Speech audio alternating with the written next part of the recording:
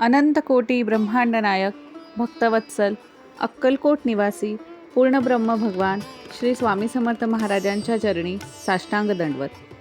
भिऊ नकोस, मी तुझ्या पाठीशी आहे. हे ब्रीद वाक्य देणाऱ्या स्वामींची कृपा ज्यांच्यावर होते त्यांचे संचित आणि प्रारब्ध दोन्ही सुसह्य होतात. स्वामींची सेवा करण्याचे अनेक मार्ग आहेत, पण त्या सर्व सेवांमध्ये श्री स्वामी समर्थ माला मंत्र हा अत्यंत श्रेष्ठ आणि फलदायी मानला जातो. हा मंत्र केवळ शब्दांचा समूह नाही, तर ते स्वामींचे चैतन्यमय रूप आहे. आजच्या या विशेष आणि सविस्तर व्हिडिओमध्ये आपण या माला मंत्राचा इतिहास, त्याचे सखोल अर्थ आणि तो आपल्या जीवनात कसा चमत्कार घडवतो यावर प्रकाश टाकणार आहोत. हा व्हिडिओ शेवटपर्यंत नक्की पहा, कारण हा मंत्र तुमच्या जीवनातील अंधार दूर करून प्रकाशाची वाट दाखवणारा ठरेल. भक्तांनो, कोणताही सिद्ध मंत्र जेव्हा भक्तांच्या ओठावर येतो तेव्हा त्यामागे एक दैवी प्रेरणा असते. या माला मंत्राची रचना स्वामींचे अनन्य भक्त श्री नागेश करंबळेकर काका यांनी केली. नागेश काका हे स्वामींच्या सेवेत पूर्णपणे समर्पित होते. एकदा स्वामींच्या ध्यानात मग्न असतानाच त्यांना साक्षात स्वामींच्या विराट रूपाचे दर्शन झाले. त्या दिव्य दर्शनातून जे शब्द स्फुरले तोच हा माला मंत्र. या मंत्राची पहिली ओळख सांगते. जगदंबिका म्हणे माला मंत्र नारायणे. याचा अर्थ असा आहे की हा मंत्र प्रत्यक्ष आदिशक्ती जगदंबिकेनेच नारायणांकडे जगाच्या कल्याणासाठी मागितलेलं वरदान आहे. यात स्वामींना केवळ अक्कलकोटचे महाराज म्हणूनच नाही, तर भगवान दत्तात्रय, भगवान त्र्यंबकेश्वर आणि विश्वाचा चालक मानले आहे. ज्यांना जपासाठी वेळ मिळत नाही त्यांनी केवळ हा मंत्र श्रद्धेने ऐकला तरी त्यांना स्वामींच्या अस्तित्वाचा अनुभव नक्कीच येतो. या मंत्राचे वैशिष्ट्य म्हणजे यात आपल्या कर्माचा आणि स्वामींच्या कृपेचा मेळ घातला आहे.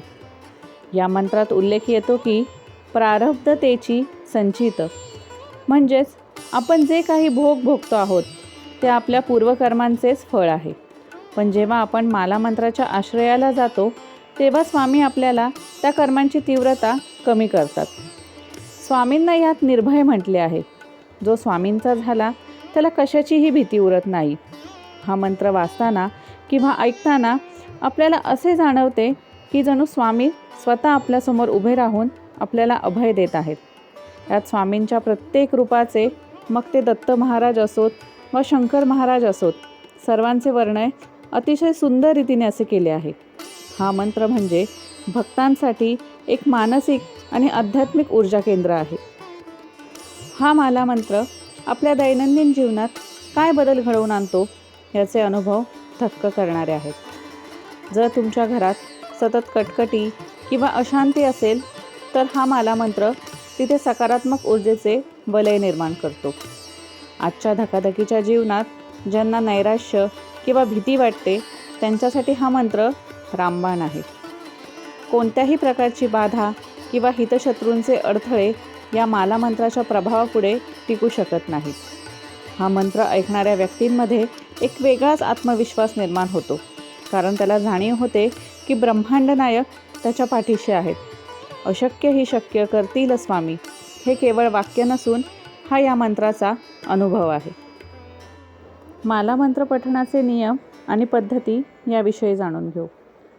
स्वामी महाराजांच्या दरबारात कोणताही भेदभाव नाही. लहानांपासून वृद्धांपर्यंत, पुरुष असो किंवा महिला, कोणीही हा माला मंत्र म्हणू शकतो किंवा ऐकू शकतो. ज्याच्या मनात स्वामींबद्दल नितांत श्रद्धा आणि भाव आहे अशी कोणतीही व्यक्ती हा मंत्र पठण करण्यास पात्र आहे.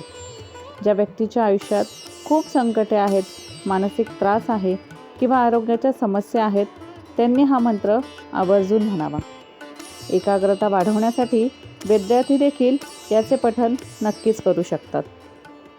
माला मंत्राचे पठण कधी करावे याला जरी वेळेचे बंधन नसले तरीही काही वेळा या अतिशय फलदायी मानल्या जातात.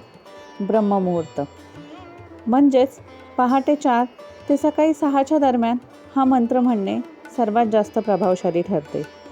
यावेळी वातावरण शांत आणि सात्विक असते. ज्यामुळे मंत्राची ऊर्जा थेट मनापर्यंत पोहोचते.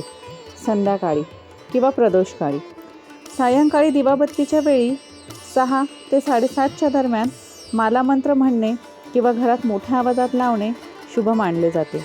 यामुळे घरातील लक्ष्मी स्थिर राहते आणि नकारात्मकता दूर होते. जर दिवसभर वेळ मिळाला नाही तर रात्री झोपण्यापूर्वी हा मंत्र शांतपणे ऐकल्यास भीतीदायक स्वप्ने पडत नाहीत आणि शांत झोप लागते. गुरुवार, स्वामींचा विशेष वार, पौर्णिमा, गुरुपुरुषामृत योग किंवा स्वामी समर्थ प्रकट दिनी या मंत्राचे जास्तीत जास्त पाठ करावे. माला मंत्राचे पठण कसे करावे ते जाणून घेऊया. स्नान करून देवघरासमोर किंवा स्वामींच्या फोटोसमोर आसनस्थ व्हावे. पठणासाठी लोकरीचे किंवा सुती आसन वापरावे. जमिनीवर थेट बसू नये. समोर स्वामी समर्थांचा फोटो किंवा मूर्ती ठेवावी. स्वामींच्या डोळ्यात पाहून किंवा त्यांच्या चरणांकडे पाहून माला मंत्राचे पठण करावे. एक तुपाचा किंवा तेलाचा दिवा लावावा आणि धूपबत्ती दाखवावी. यामुळे वातावरणात सकारात्मकता निर्माण होते. मंत्र वाचताना घाई करू नये. प्रत्येक शब्दाचा उच्चार स्पष्ट आणि संथ असावा. शब्दांचा अर्थ मनात घोळवत पठण करावा. जर तुम्ही एखाद्या विशिष्ट कामासाठी, आजारपण, नोकरी, प्रमोशन यासाठी मंत्राचे पठण करत असाल तर सुरुवातीला स्वामींना तशी प्रार्थना करावी आणि मगच माला मंत्राचे पठण सुरू करावे. माला मंत्र म्हणताना काही विशेष नियम पाळायची गरज असते. सूतक किंवा विटाळ अशा काळांमध्ये स्वतः मंत्र पठण करू नये, परंतु तुम्ही मोबाईलवर किंवा टीव्हीवर हा मंत्र ऐकू शकता. श्रवणाला कोणतेही बंधन नाही. सात्विकता, ज्या दिवशी तुम्ही माला मंत्राची विशेष सेवा करता त्या दिवशी शक्यतो सात्विक आहार घ्यावा. हा मंत्र एकदा म्हणून सोडून देण्यापेक्षा सलग 21 दिवस किंवा 40 दिवस याचे अनुष्ठान करावे. असे केल्यास याचे अद्भुत अनुभव नक्कीच येतात. स्वामी म्हणतात, मजवरी ज्याचा विश्वास पूर्ण, त्याचे मी रक्षण करीन निरंतर. हा माला मंत्र म्हणजे त्या विश्वासाची एक पक्की गाठ आहे.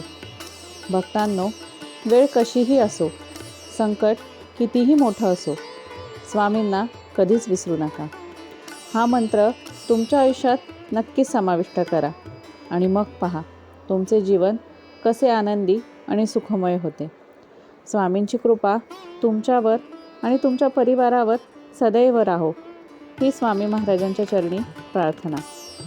जर तुम्हालाही स्वामी कृपेचा अनुभव आला असेल किंवा तुम्ही स्वामींचे सच्चे भक्त असाल तर या व्हिडिओच्या कमेंटमध्ये श्री स्वामी समर्थ लिहायला विसरू नका.